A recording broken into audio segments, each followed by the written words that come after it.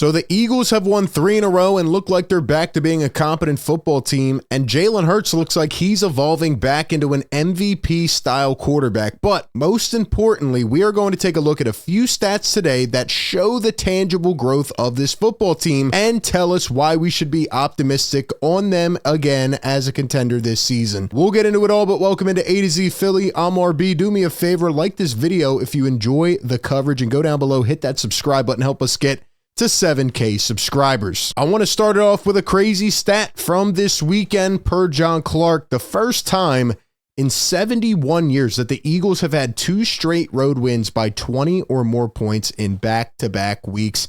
Big time W on Sunday. We knew that the Eagles would most likely beat the Browns. We knew that they would most likely beat the Giants, but to go out there, as we said, in a hostile environment and dominate a team that was better than their record showed in the Cincinnati Bengals and play a complete game in all facets gave us a lot of hope as Eagle fans moving forward. And just to add on to that, I want to give credit again to the offensive line.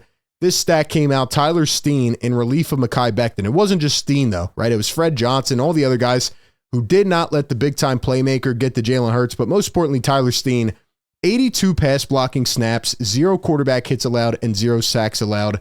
Stoutland University, this Eagles O-line stepped up and did their job. They were tremendous. And I think all of this kind of signals an overarching message, okay?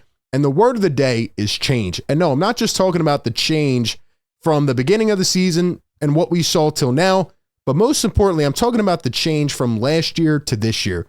This Eagles team, the 2024 Eagles, are not the 2023 Eagles. And what I mean by that is the Eagles last year would have quit early in this season. We didn't know if they were the same team or not. You know, they quit on a coach. It's hard to come back from that.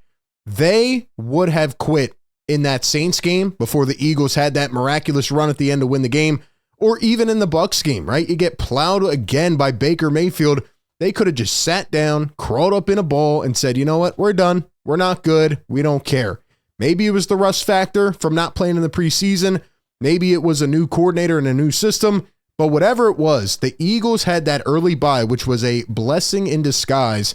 And they came back a different football team. And this team has been rock solid ever since. And it feels like everybody is stepping up, especially even on the defensive end, where Vic Fangio, by the way, talked today about if he wants to see a position addressed before the trade deadline. And he says, no, deadline trades rarely pan out. Now, I think this could be a potential mistake because as good as the Eagles have been, as amazing as they have played efficient-wise the last couple of weeks, I still think one more edge rusher could put this team over the top, right? I'm still not 100% confident in Bryce Huff and Josh Sweat, right? We've seen it a couple weeks, but we also didn't see it for a couple weeks. So if the Eagles were somehow able to go out, and thankfully Howie Roseman is the GM, and he's able to pull off a big-time move, say a Myles Garrett or a Max Crosby or whoever else it is, and gets another big-time defensive player in here, I think the Eagles can make the Super Bowl. I really do. I am fully back in on the Eagles. I was never fully out, but what I've seen the last couple weeks shows growth. It shows that they really went back to the drawing board and made the improvements. Staying on the defensive end, Jalen Carter, 3rd highest graded pass rusher among DTs this season, surpassed only by Chris Jones and Cam Hayward. He's the 2nd highest graded overall since week 2. This guy has been an absolute mammoth, and I don't want to leave out his counterpart either in Nolan Smith from Georgia. I don't want to leave out any of these guys. They've all been really, really good. What has really sparked this football team? I mean, there's a few things, but I think one of them is the play from the young corners. And, you know, you get drafted by Philadelphia, which is a really tough city to play in to begin with, right? A lot of pressure from day one, a lot of expectations. You're a 1st-round pick, a 2nd-round pick, but you come into a team that has title expectations, that wants to make and win the Super Bowl right away. That is not an easy thing to do. And for a while, the Eagles have not gotten a lot of production out of their top draft pick investments. But Quinyon Mitchell and Cooper DeJean, in my opinion, are one of the top 2 or 3 reasons that they changed this football team. Part of it was also the scheme and Jalen Hurts, you know, not turning the ball over anymore, and you know, the Eagles getting back to a run identity. Matter of fact, we saw this same kind of thing a couple years ago in Nick's rookie year, right? They started to shift to a running football team, and look at what they did. They turned it around, made the playoffs. But staying on the defensive side, Quinyon and Cooper DeJean have been overly impressive. Like the plays they're making, even that answer that Cooper DeJean had the other day where he talked about, the 2 turnovers. He's a really smart football player, and he's ahead of his years. But Quinyon Mitchell, against top receivers this year, look at this. 5 yards allowed against Drake London, 23 against Olave, 19 against Mike Evans, 10 against Cooper, 9 against Malik Neighbors, 16 against Jamar Chase. This guy is not just going to be maybe defensive rookie of the year. He's going to be an all-pro player, man. Quinyon Mitchell is going to be a Pro Bowler. He's that damn good from day number 1. I am so happy they invested in this guy. He has done everything right. He's pushed all the right buttons so far. And man, is he a good talent on the defensive side. He's going to be an anchor, and he's going to be a leader of this defense for many years. And I know a lot of people have been talking about Slay. He went out in this game. Even Isaiah Rodgers came in. This team has the next man up mentality. Philly's rookie cornerback duo of Quinyon and Cooper DeJean has played at an elite level since week 6. In their last 3 games, they've allowed 10 receptions on 19 targets for 62 yards combined. According to Next Gen, the future is bright in Philly. Cooper DeJean with these open field tackles, Quinyon with his pure lock coverage. The other reason for that is Jalen Hurts. And we know he was turning the ball over a lot. He went back to the drawing board and said, you know what? I got to just take a chill pill. I got to relax, not try to force, use all my weapons. Obviously, the Eagles helped him out finally to get him in a rhythm and also to run the football, which creates a balanced attack. But Jalen Hurts in this Bengals game changed back into the old Jalen Hurts. And I know a lot of people were getting on me the other day because I said that they still have not really used the middle of the field. I stand corrected in that Jeff Kerr here says Jalen Hurts attempted 6 passes in the middle of the field. He was 6 for 6 with 102 yards and a touchdown. But here's the chart, okay? We could call this 6 plays. I'm going to call it 4. I'm going to say about 4 in the middle of the field. Regardless, though, right? 4 is more than 0, which is how it was the last couple weeks. The Philadelphia Eagles are growing as a football team, and it is a beautiful thing to see. If this team can adapt and they can adjust and get better, I am a full believer. These are the things we want to see as Eagle fans. We know the talent is there.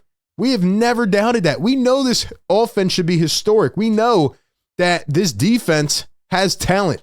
But what we needed to see was the coaches putting these guys in the correct positions to succeed. And we are seeing that. They are listening, right? Jalen Hurts is getting better as a pocket passer, and he's being more decisive, and he's not forcing it into the tight windows. His deep balls looked incredible. He's using his legs, which I've said they should be doing for weeks. All of that is great. But for the Eagles to be able to switch things up and to be able to become more unpredictable and mostly just play a complete game as an offense, they're using Devontae. They're using A.J. Brown. They're using Saquon. They're using Calcaterra. Wait till Goddard gets back. The O-line's been great. This team is changing. And I think the talent's been there, but now they are optimizing their weapons. Remember a couple weeks ago, I said they have all these tools in the tool bag, but they're only using a couple. Now they're starting to incorporate everybody, and I think it's a really positive sign. Also, here's another thing. Eagles used play action on 7 of the 22 dropbacks for Jalen Hurts, 31.8%. An increase compared to the first 6 games, which was 20%. They're using pre-snap motion. They're using play action, right? They had a couple big plays in this game off of that. They are more unpredictable. Defenses don't know how to defend the Philadelphia Eagles. In the first couple weeks, it was very vanilla. It was the same 5 routes, the same couple plays. Now they're doing all these different things. And you know what? The defenses can't stop it. They don't have enough weapons to stop all of the playmakers on the Philadelphia Eagles, which is what we said coming into the season. I think Hurts is becoming more comfortable with Kellen Moore. I think those two are getting on the same page. I think, even with everything early in the season with the Nick Sirianni drama and, the Eagles still not playing a complete game, they came together and figured it out. Jalen Hurts before the bye, 23rd in EPA, and 11 turnover-worthy plays, most in the NFL. Jalen Hurts after the bye, first in EPA, and 0 turnover-worthy plays. Hasn't turned it over in 3 weeks. Pretty much what this means is Jalen Hurts is playing way better than they expect him to, and he is not putting the ball in harm's way. Jalen Hurts is back to doing what we need to see for this team to get to a Super Bowl. I'm not a believer that the quarterback has to be a Patrick Mahomes every year to win it all. I think they have to be very good, but most importantly, they have to convert the big plays, right? The key third downs. They have to play good situational football, and they can't turn the ball over. So what Jalen Hurts is doing right now, I think, is taking a little bit of the pressure off his own shoulder and letting his weapons go win. And I think the Eagles coaching staff has to be, putting that on him and letting him know that that's how they need him to play. And as I look at the NFC right now, I have to put the Eagles at number 2. I would keep Detroit number 1 right now, but I think the Eagles are better than the Commanders. I think they're better than the Packers and the Vikings and the Falcons and anybody else. Commanders got lucky with the Hail Mary of a lifetime. Green Bay's been banged up. Pretty good team, but Eagles are better than all of them. I think they're number 2 right now. Would you agree or disagree? Would you have them number 1? Would you have them below 2? Where do you think the Eagles are at? And do you think they are fully back as a football team? Give me your thoughts down below. Appreciate everybody for tapping in. We have some really good games coming up that we can look forward to. Appreciate y'all, and I'll catch you on the next one. Also, real quick, let's go ahead and give a shout out to our sponsor of today's video. It is the great BetMGM. Enjoy all your favorite sports like never before at BetMGM. Sign up using our code ATOZPA and get up to $1,000 back in bonus bets if you do not win your first bet. When you register with BetMGM, you'll get instant access to parlays, live bets, player props, and daily boosted odds specials. And with BetMGM at your fingertips, every play and every game matter more than ever. So sign up today with the bonus code ATOZPA and get up to $1,000 back in bonus bets if you do not win your first bet. Brought to you by BetMGM, the sportsbook born in Vegas. Download the app today. Please gamble responsibly.